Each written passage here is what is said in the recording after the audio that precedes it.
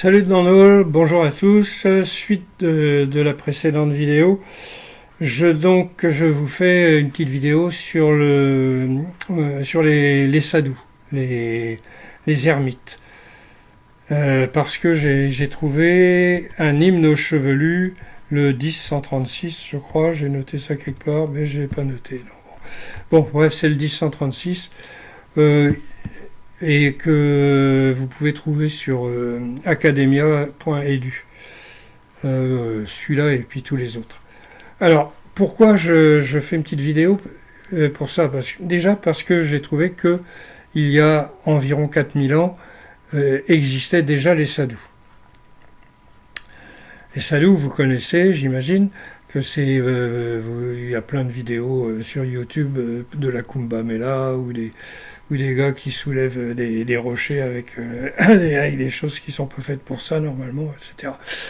Je les connais bien, j'ai vécu avec eux pendant quelques temps, donc je vais en parler un petit peu.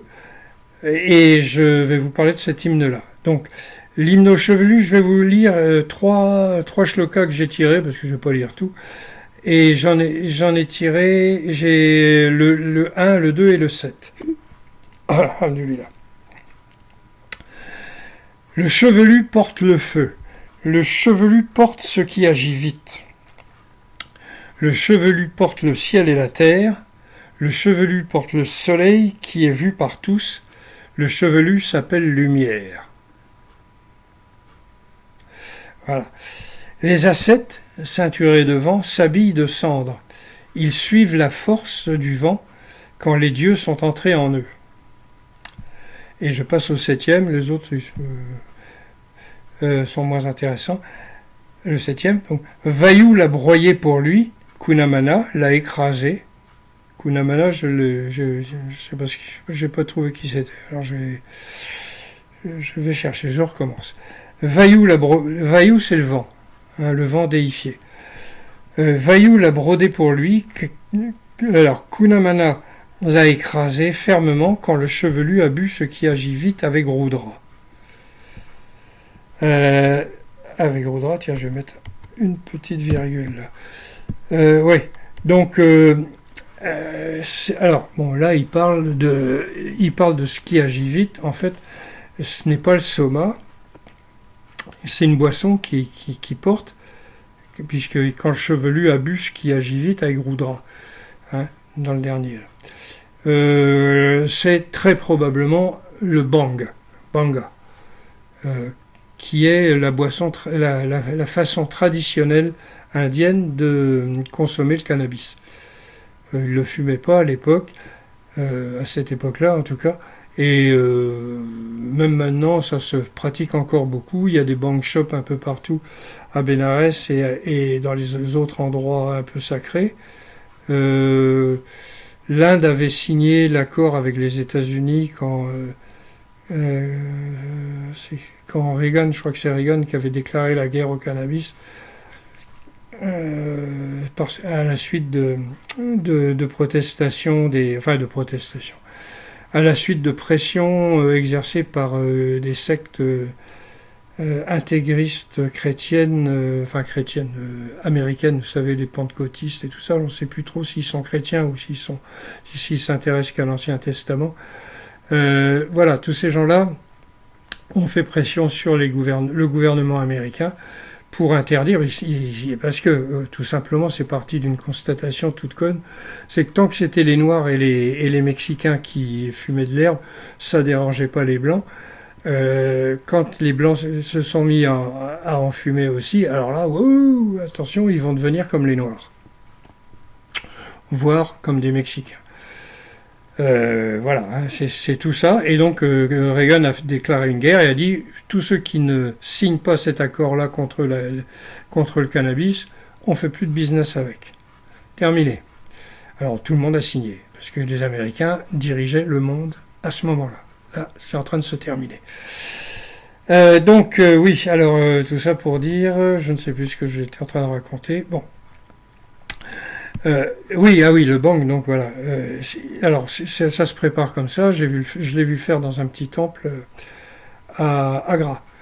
Hein, une pierre plate, on met le cannabis dessus, on met de l'eau et on écrase. De l'eau, on écrase, de l'eau, on écrase. Ce qui fait que quand j'ai découvert le Rig Veda, au début, je pensais que le soma, ça pouvait être du bang. Parce que la préparation est un peu la même. Sauf que dans le bang, on balance la flotte qui a servi à écraser le cannabis, alors que le soma, on la garde. Hein. On la garde parce que c'est ça qu'on met avec du lait et de l'eau pour avoir l'illumination. Donc voilà. Alors, ce que je peux dire là aussi, c'est que le bang agit vite. Alors c'est pas vrai, il faut le temps de le digérer. Il faut compter une vingtaine de minutes. Par contre, ça agit fortement. Ça, ça c'est une autre histoire. Donc ils s'habillent de cendre, c'est-à-dire ils sont à poil et ils se couvrent de cendre. Alors pas forcément entièrement nus, sauf pour la Kumbh Mela et les jours de fête. Mais souvent ils ont un petit dhoti autour de la taille. C'est quand même plus pratique pour s'asseoir quand on s'assoit dans des coins. Voilà, ça protège un peu et c'est plus. Autrement, ça peut être désagréable, surtout si on s'assoit sur un nid de fourmis. Voilà. Donc moi, j'ai vécu un peu comme. Alors, ce que je veux dire, oui, j'étais pas entièrement à poil, mais j'avais un longhi, voilà, et ça protégeait bien quand même. Et alors, voilà, il a crasé. Quand le chevelu abuse, ce qui agit vite, avec Rudra. Rudra, c'est donc un dieu védique qui est devenu Shiva. C'est l'ancien nom de Shiva. Hein, Rudra, ça veut dire celui qui fait pleurer, alors que Shiva, ça veut dire le bienveillant. Mais c'est les mêmes, et on peut très bien être bienveillant et faire pleurer. Alors, il fait pleurer, il détruit, tout ce qui est mauvais est contre l'illumination, bien sûr. Mais ça, il faut comprendre ça. Alors, bon. Alors, qu'est-ce que je veux dire? Donc, les sadhus. Oui, comment j'ai rencontré les sadhus?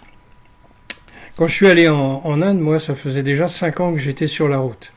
Hein, en stop, j'avais pas un rond, et je vivais en exposant des dessins, qui étaient très moches, mais on ne peut pas avoir tous les talents, comme dirait l'autre.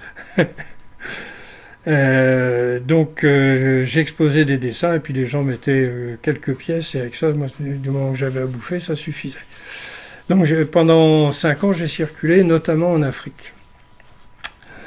En Afrique, dans l'Afrique du Nord, l'Afrique centrale, un petit peu à l'est, là, du côté au Soudan, Égypte. Je passais de l'Égypte au Soudan. En fait, j'allais en Inde. J'étais parti du Maroc pour aller en Inde avec un collègue. Et la route était coupée après l'Égypte à cause des guerres avec Israël. Là. Donc on est descendu au Soudan pour essayer de trouver un bateau pour nous amener vers l'Inde. Walou, on n'a pas trouvé. En plus, on est tombé en plein coup d'État. Tentative de coup d'État, c'était en 71, contre Ghaffar el-Nimeri. Il y a eu un massacre épouvantable, parce que le coup d'État a foiré. Oui, un conseil, quand vous faites un coup d'État, réussissez-le, parce que sinon ça va mal. Oh là là. Ils fusillaient un mec tous les jours. Et ça a duré comme ça pendant plusieurs mecs. Et j'ai habité un moment chez un gars à Khartoum, dont le frère travaillait à la télé soudanaise, et il a filmé tout ça, il filmait les exécutions et tout, il était écœuré. Il y a eu, après le coup d'État, le président dictateur a voulu conforter le coup d'État foireux. Donc, le coup d'État avait foiré, donc lui, il a voulu conforter sa position en faisant un vote. Est-ce que vous voulez que le président continue ou est-ce que vous voulez qu'il arrête?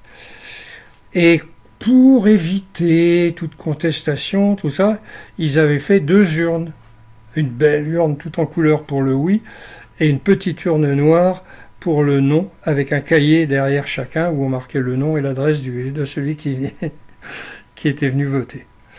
Et inutile de dire que ceux qui avaient voté non dans la petite urne noire, ils n'ont pas vécu longtemps après. Voilà, donc nous on n'est pas resté, on s'est dit bon allez, on va aller au Cameroun, on va essayer de trouver un bateau à Douala. Bon, on n'a pas pu, enfin bon, ça a duré 1 an et demi, notre virée, et on a fini en tôle au Gabon parce que les coopérants français, on va dire ça comme ça, donc la France-Afrique, estimaient qu'on ne montrait pas l'exemple avec nos cheveux longs et la barbe, et que notre présence n'était pas souhaitable, ce qui avait été le cas déjà au Niger, au Tchad et donc au Gabon, mais au Niger et au Tchad, on avait été simplement expulsés. Sans jugement, sans procès, tout ça, on ne va pas s'embêter avec des détails comme ça. Bon, au Gabon aussi, il y a eu un procès. Un procès, bon, on n'a pas eu d'avocat non plus, peut-être pas non plus exagéré. Donc on a pris 2 mois de prison pour ne pas avoir montré l'exemple. Donc il fallait que nous, les Blancs, on montre l'exemple du Blanc qui réussit, et non pas du Blanc qui se balade en stop. Ça mène donc 2 mois de prison ferme, hein, et à la sortie de la prison, 1 mois de cachot. Oui, pour qu'ils voulaient que nos parents nous payent un billet d'avion pour qu'on rentre, etc. Walou, donc on a été obligé de faire une grève de la faim. Ça a foutu un bordel monstre au commissariat, parce que des Blancs qui font la grève de la faim, oh là, ça peut la foutre mal si ça se sait. Et on a quand même, au bout d'1 mois, on a réussi à 1 mois après la grève de la faim. Donc on avait fait 2 mois de prison, plus 1 mois de cachot. Et là, ils nous ont raccompagnés au Cameroun. Alors là, on a dit, bon, maintenant, on remonte, parce que... Alors, nous n'avons jamais eu d'ennui dans les autres pays. Hein. Il n'y a que ceux qui étaient tenus par la France, où la France était chez elle. Hein. Ils étaient chez eux, les mecs. Hein. Ils toléraient les Noirs dans la capitale, parce que, bon, hein, ils sont sympas, c'est quand même un pays ouvert d'esprit, libre, qui pays des droits de l'homme, liberté, égalité, fraternité, etc. Mais c'était eux qui commandaient, et qui commandaient tout. Hein. Tout. Hein, les présidents, ils étaient affublés de conseillers appointés par l'Élysée, etc. Donc, quand je vois ce qui se passe au Niger maintenant, je soutiens la junte. Pour l'instant, parce que c'est quand même des militaires, mais pour l'instant, je soutiens la junte et je dis, foutez les Français dehors, ils vous ont pillé, volé, humilié, ils ont fait les pires saloperies qu'ils ont fait au monde. Bon, bref. Alors, après ça, donc je suis rentré en Bretagne, j'ai travaillé un peu, j'ai écrit un bouquin, et j'ai pu aller en Inde, et j'y suis allé en avion. Parce que après tout ce temps, après 5 ans de stop et tout, là, ça devenait un peu dur, donc j'y arriverai jamais si j'y m'y prends comme ça. Donc j'ai travaillé, donc j'ai pu y aller en avion. Quand je suis arrivé à Bombay, il me restait $33 que j'ai dépensé le plus vite possible. Hein, en 1 semaine, ça a été claqué. Et après, je me suis retrouvé, je me suis dit, je vais vivre à la manière d'un sadou. Parce que quand j'ai été au Maroc, j'ai passé à peu près 1 an au Maroc, enfin en Afrique du Nord, mais essentiellement au Maroc. C'était un petit village qui avait à côté d'Essaouira. Je ne sais pas si ça vous dirait quelque chose, mais Diabète, un petit bled, un tout petit village. Et j'ai passé 1 an là-dedans, et il y avait c'était des sortes de communautés hippies. Il y avait plein d'Américains qui venaient, ils connaissaient le village. Hein, quand ils venaient, ils venaient au Maroc pour aller là. Et des Américains, des Canadiens, des Allemands, des Anglais, des Français, des Occidentaux. Il y avait un Turc. Et quelques Marocains. Et donc là, c'est là que moi j'étais totalement branché spiritualité. et j'ai eu la fameuse l'illumination, comme on dit. À cette occasion, j'avais 23 ans. Donc c'est là que je me suis dit, je vais en Inde et je vais vivre comme un sadhu. Hein, j'avais rencontré un gars qui m'avait raconté les histoires de comment vivaient les sadhus. Et j'avais lu aussi quand même Sri Aurobindo et pas mal d'autres auteurs comme ça. Donc quand je suis arrivé en Inde, c'était pour y vivre à la manière d'un sadhu. Donc je suis allé au bout d'une semaine, j'étais à Benares, Varanasi. J'étais habillé à la manière indienne avec juste un longi et puis j'étais pieds nus et le lota à la main. Le lota, c'est un petit pot en fer blanc qui sert à tout, pour mettre de l'eau, pour mettre à manger, pour tout ce qu'on veut. Et j'avais en tout et pour tout une couverture et avec 2 ou 3 affaires dedans. La couverture était enroulée comme ça. Et attaché par un turban, un chèche, que j'avais ramené du Maroc. Et voilà, j'ai vécu comme ça pendant presque 1 an. J'ai rencontré aussi pas mal d'Occidentaux, parce qu'il y en avait beaucoup à l'époque. Mais j'étais dans des petits temples, dans des coins. Par exemple, je suis resté 2 mois à Koulou, dans un petit temple, le petit temple qui avait à l'entrée de Koulou, quand on arrive du bas de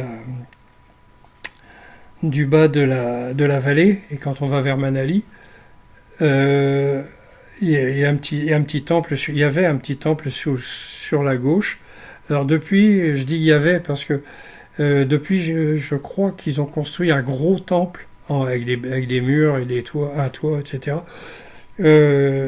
qui s'appelle Shiv Mandir.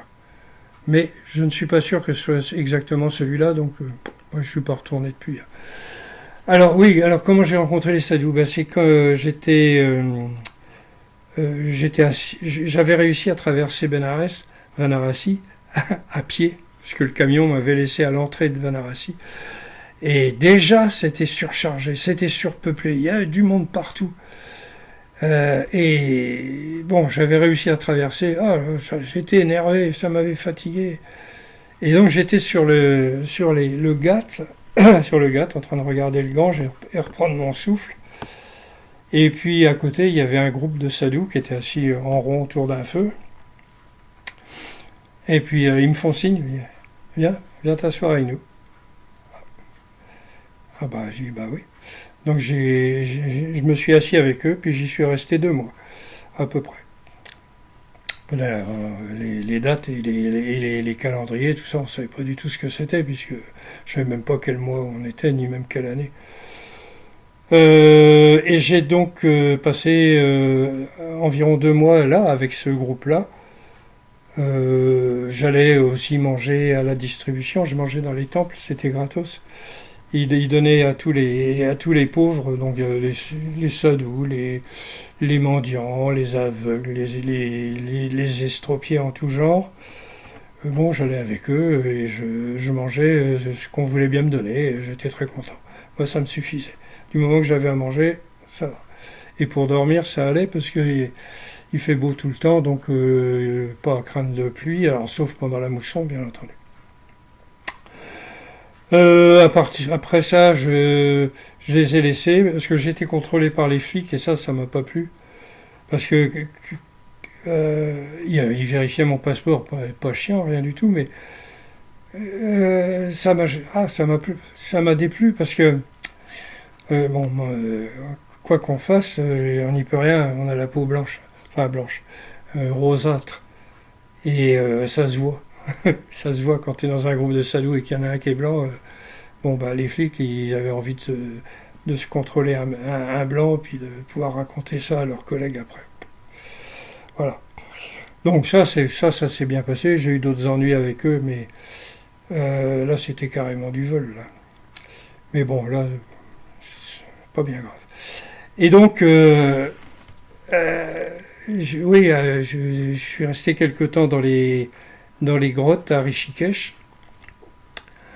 Alors, Rishikesh, c'était déjà un coin spécialisé dans les ashrams, dans le business de la spiritualité, si vous voulez. Euh, donc moi, comme j'avais pas un sou et que je voulais pas aller dans ces trucs-là, avec rencontrer des gens que je n'avais pas tellement envie de rencontrer. Donc je me suis mis dans les grottes avec un groupe de sadhus. On est resté quelques temps là. Voilà, puis après, bon, bah, j'ai circulé pas mal, et puis partout où j'allais, bah, partout en Inde, il y a des petits temples où on peut dormir. Donc il y a un emplacement où on peut dormir. Donc là, j'ai fait ça un petit peu partout là pendant plusieurs mois là, et je suis tombé malade. J'ai attrapé une dysenterie avec la flotte, parce qu'il n'y avait pas d'eau en bouteille, et de toute façon, j'avais pas de sous. Même si on avait eu, j'avais pas de sous pour en acheter. Et, faire bouillir de l'eau et tout. Bon, faut peut-être pas non plus, parce que c'est une sacrée corvée. Donc, j'en ai déduit. Là, j'étais très malade. Hein, je me vidais. C'était grave. Hein. Quand je suis rentré, je pesais 50 kilos pour 1,84 m. Et euh, ouais, ouais, oui, c'était dur. Et donc j'en ai déduit que si tu ne peux pas boire l'eau d'un pays, c'est que t'es pas à ta place. Voilà. Et puis, tout ça est arrivé en même temps. Donc ça faisait 5 ans que j'étais sur la route, que j'avais circulé à travers les déserts, le Sahel, les coins où tout était jaune, tout était sec. Et moi qui suis breton, je me suis mis à rêver de Bretagne, d'aller m'allonger dans de l'herbe verte à l'ombre, d'avoir un peu de pluie, un peu de crachin, et manger des galettes avec du lait ribot. Et voilà. Donc voilà. Alors les sadhus, c'est quoi? C'est des ascètes. Ils sont tenus à rien. Ils sont tenus à rien. Ils n'ont pas d'obligation. Ils n'ont pas rien. Hein. Ils sont dieux. Ils sont des dieux. Ils sont Shiva. Ils sont Vishnu. Au choix. Ça n'a pas d'importance. De quel que soit le dieu que vous suivez, ça n'a pas d'importance. Personnellement, j'ai une petite sympathie et une petite préférence pour Shiva, mais ça n'a pas d'importance. Donc eux, ce sont des gens comme ça, qui vivent leur vie, qui la vivent bien. Je vais vous raconter une anecdote. Dans le petit temple de Koulou, où j'étais installé, là, je m'étais mis tout seul dans le coin où les gens qui sont de passage peuvent dormir. Donc je m'étais installé là, et puis il y avait des sadhus qui passaient, de temps en temps un occidental. Et le baba qui tenait le temple, bon, on s'entendait bien, mais moi j'allais pas le voir, il venait pas me voir, enfin, on s'entend, mais ça allait bien, quoi. Et puis un jour, il vient me voir. Et il avait un petit truc qui était comme un morceau de pellicule de film, de genre 2 cm sur 2 cm, un petit carré comme ça. Et avec d'énormes cisailles, des ciseaux, mais des ciseaux de marchands de draps, vous savez. Et ils ont des grands ciseaux, et puis pour couper les... Et il se met à couper le petit truc en deux. Et puis on m'en donne la moitié, il en prend l'autre. Et c'était probablement du LSD, parce que ça m'a fait le même effet. Mais lui, il m'a pas dit, il parlait pas anglais. Moi, je parlais pas assez hindi pour discuter en dehors de passe-moi l'eau ou est-ce que tu veux manger du riz. Bon, voilà. Et alors bon, moi j'étais heureux. Généralement, quand je faisais ça, c'était de nuit. Parce que sous les étoiles, je trouve que pour aller, pour sortir, si j'ose dire, sous les étoiles, c'est l'idéal. une belle nuit d'été, vous avez des étoiles, là, boum. Là, c'était de jour, mais habituellement, j'aimais pas trop, mais là, c'était très bien. Alors, il faut imaginer, vous avez le petit temple comme ça, avec juste un douni, c'est-à-dire le feu, un linga peut-être, je suis même pas sûr qu'il avait un linga, je me rappelle plus. Et la maison du sadhu, donc la maison c'est une pièce, simplement juste derrière. Et du sadhu, du baba, on va dire. Et puis alors devant, il y a un jardin avec plein de fleurs en tout genre. Et après le jardin, ça descend comme ça, et vous avez la rivière, donc ça devait être la Vipassa, qui est donc citée dans le Rig Veda.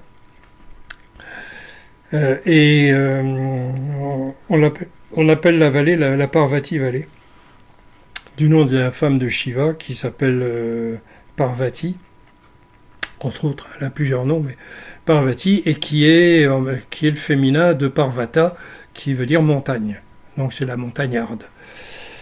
Donc il y a la rivière, la coulée là, un grand lit, bon, pas rempli parce que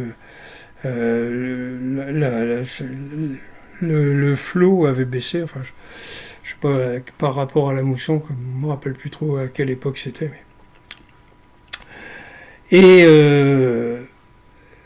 puis bon, ben voilà, on est là, et puis on communie avec l'univers. Enfin, moi, j'étais en train de communier avec l'univers. Le baba, il faisait ce qu'il voulait dans son coin, je m'en occupais pas. Et puis tout d'un coup, j'entends des coups de feu. Oh nom de Dieu, qu'est-ce qui se passe? Alors, je suis allé voir. Ça avait l'air de venir du côté de la rivière, donc je vais voir.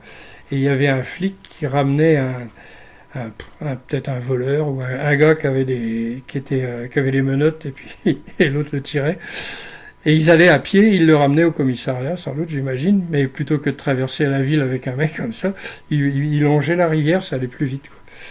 Mais ils commettaient un